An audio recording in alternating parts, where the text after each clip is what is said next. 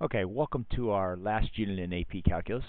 In this unit, we're going to explore a couple of integration techniques or a couple of integration different patterns that you can use that are not included on the AP exam, but will be very beneficial for you in your next calculus class. At the end of this unit, we do in this unit we do some integration by parts, and we do some trig integrals when the trig values are raised to a higher power. And at the end of this unit, we'll have a little small quiz to be your final grade in the class.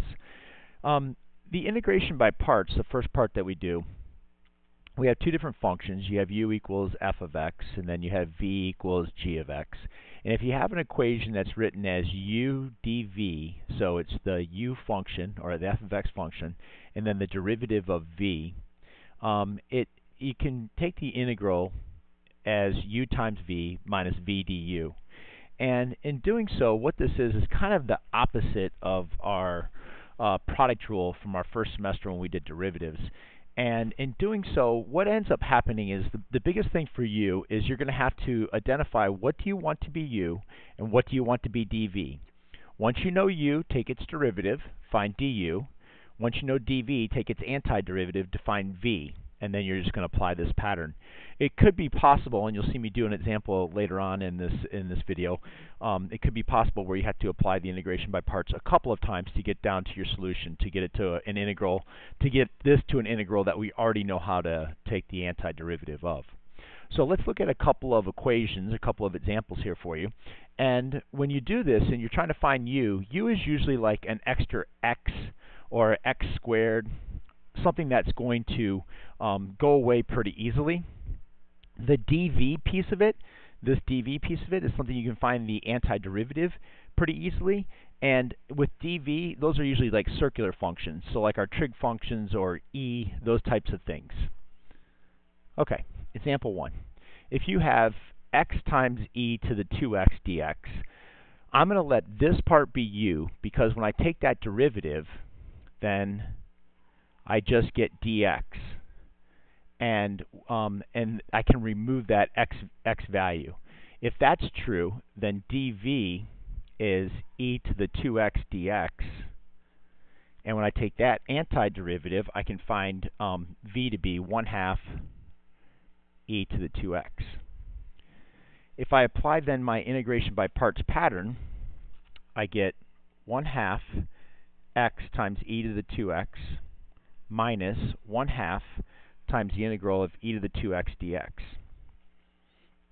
So it's my u value, x, times v, which is 1/2 e to the 2x, minus my v value, which is 1/2 e to the 2x, times du, which is dx. Now you can evaluate this integral individually. You already know how to do that. It doesn't require integration by parts. That's going to be the 1/2 e to the 2x again. So this part stays the same. So it's 1/2 x e to the 2x minus 1/4 e to the 2x plus my constant value c. So what you can see here is that it allows us to do the anti of the product rule, or the kind of go the opposite way of the product rule. You just have to define what is going to be u, what is going to be dv every time. Take derivatives, take antiderivatives. You always want to decrease this power by 1. So if I have an x squared here, I have to do it a couple times, and then let the dv be the circular function. Another example for you, same type of thing. Secant squared, I can find that antiderivative pretty quickly. It's just tangent. And let u be x, and then I get dx again. So if u is x, then du is dx. If dv is the secant squared of x dx, then v is tangent. If I put it together, sorry about that. If I put it together, then u times v is x times the tangent of x minus the integral of the tangent of x dx. And then from our unit we did just before the AP exam, you know the antiderivative of tangent. So the u times v stays x times the tangent of x. It's going to become plus because the antiderivative of tangent is negative. So it's plus ln absolute value cosine of x plus c. One of the things we have not done yet is we have not taken the antiderivative of the natural log of x. And the reason why we hadn't done that is because it requires integration by parts. Now, this will always be true. So if I give you problems where I have the integral of the ln of x, it's always going to work out this way. You don't have to, I'm going to prove it for you this time, but you don't have to do it each time individually. In this particular case, it's kind of special. What I'm going to do is I'm going to let my u value be the ln of x and let dv be dx.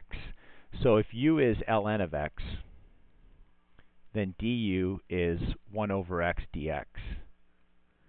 And if dv is simply dx, if I take the antiderivative of 1 dx, v is simply x. It's nice because then when I go to set up my integral and the second part, and I multiply 1 over x times x, they're going to cancel each other out, and I'll be able to have something I can integrate. So it's u times v, so it's x ln of x minus the integral of x times 1 over x dx, which is just 1 dx.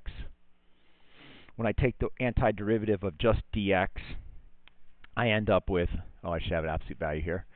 I end up with x ln of x as u times v, and then it's just minus x plus c.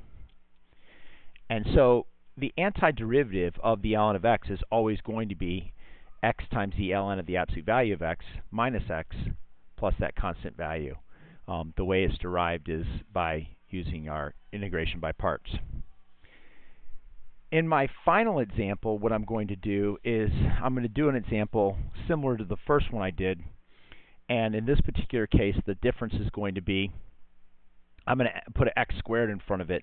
And when I put an x squared in front of it, I'm going to have to apply the integration by parts twice, because I have to reduce this power by 1 the first time, and then it'll get down to x, and then I do it the second time, and it's going to get down to just 1. So u is going to be, I'll do it up here, I'm going to need some room. So u is going to be x squared. So du is 2x dx. And I'm going to let dv be e to the 2x dx. And then v is going to be 1/2 e to the 2x. So u times v is going to be 1/2 x squared e to the 2x minus the integral of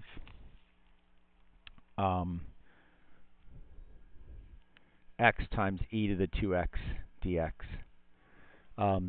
If I go v du, the 1/2 e to the 2x times 2x, the 1/2 and the 2 will cancel out. The 1/2 and the 2 will cancel out, these guys. And so that's why I got x e to the 2x. Now, to evaluate x times e to the 2x, that also requires integration by parts. This first piece is going to stay in my answer. But then I got to subtract away this whole integral, but I have to use integration by parts again. So u is x, and du is dx. dv is e to the 2x dx. v is 1/2 e to the 2x. So it's this part right here. I'm going to copy that down. And then I'm going to put the rest of it in parentheses. It's u times v, which is 1/2 x e to the 2x, minus the integral of v du, which is 1/2 e to the 2x dx. Make sure you subtract away that whole quantity. That's why I put it in parentheses. That's why I use these parentheses here and here. I have to subtract away the whole thing. So now I can evaluate this integral individually. So it's going to be 1/2 x squared e to the 2x minus 1/2 x e to the 2x. That's 2x. And then this one is also 1/2 times e to the 2x. And so 1/2 times 1/2 is 1/4. And it's going to be a plus because I distribute that negative. So it becomes plus 1/4 e to the 2x plus c. And, you know, that's about as complex as it's going to get with integration by parts. Just have to apply the pattern a couple times. The biggest thing for you in the next couple of days is just to identify what is u, what's the derivative of u, what's dv, what's the antiderivative. And if you need some help with that, I'll help you in class and be able to identify which values are which. Best of luck, and I'll finish with trig integrals in our next video.